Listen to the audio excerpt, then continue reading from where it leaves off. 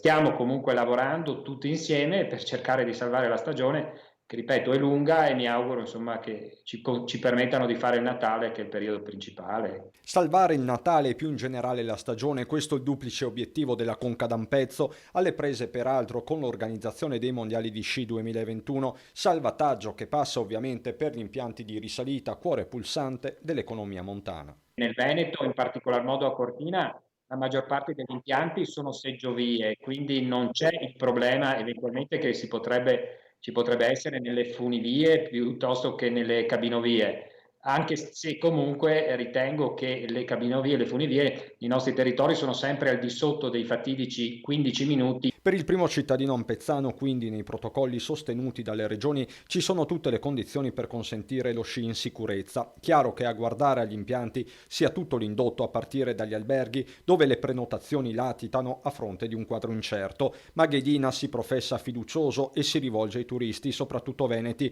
come per l'estate il turismo interno e regionale farà la differenza. L'invito è quello di venire, di essere ovviamente rispettosi, ma lo sono già del nostro territorio, e comunque cercare di metterci anche nelle condizioni di poter lavorare con una certa serenità, perché